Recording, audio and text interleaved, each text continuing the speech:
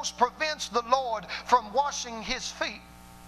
But Jesus responds by acknowledging Peter's bewilderment. I know you're confused. I know you don't get it right now. But this information is meant to equip you for what's coming. How many know the Lord will teach you a lesson now to prepare you for what's coming later? David wasn't just killing those lions and bears to protect his sheep. He was being prepared for God's plan, which would ultimately lead to him confronting Goliath. Many times the Lord's lessons are not about what is, but about what will be. They're not about what is, they're about what will be. God is developing a skill set in you that is meant to enable you to thrive when you get where you're going. God is building a skill set inside of you that will enable you to thrive when you reach your appointed place. You're not at your appointed place yet. You're in transition. And Jesus is using this season of transition to create the necessary skill set in you. The reason that you don't see the success that you think you should see, the reason you don't see the growth that you think you should see, the reason you don't see the prosperity that you think you should see is because this is not your place. This is the preparation for your place. And when the preparation is through, God is going to move you into your place, and you're going to see increase like never before. You're going to see the window of heaven opened and God pour out a blessing that you were not able to contain. In that moment, you're going to experience an overflow. You're going to know why they call him Jehovah Jireh, more than enough, because he is going to increase you so much that you have to give to others because you cannot contain all that God is doing. But that will not happen unless you get through the preparation and allow God to lead you to your place. Many times the Lord's lessons are not about what is.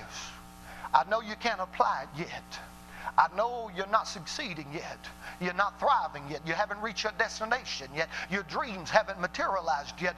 But don't lose faith, because what God is teaching you now is meant to enable you, to cause you to thrive later. What I want to do today is use the benefit of hindsight to highlight one key message, one key point, from Jesus' dynamic message.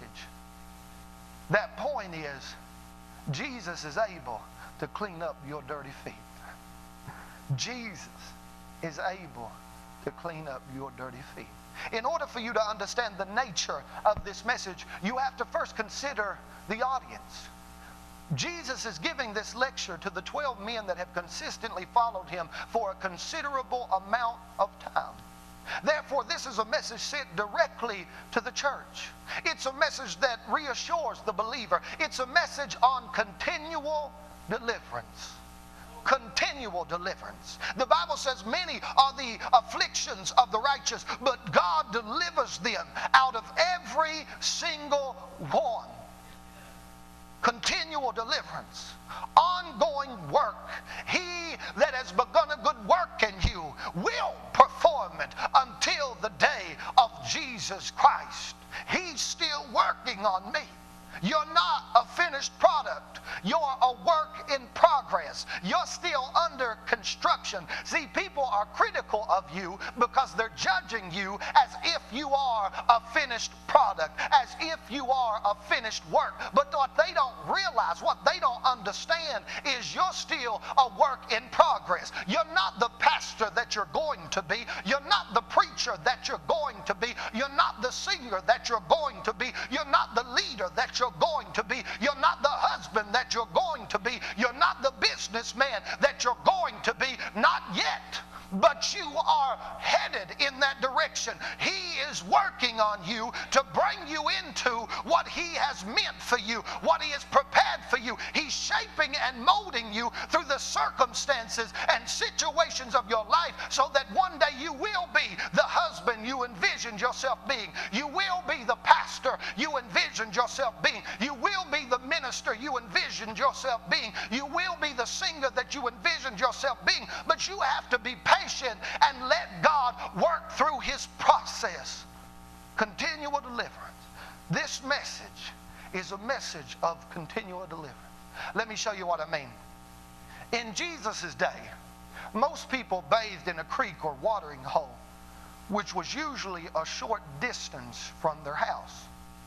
So after bathing, they would have to make the short walk back home.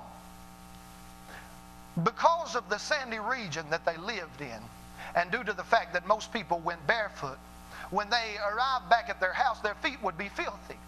Even though they had been cleansed and washed by bathing in the creek, their feet would get filthy in the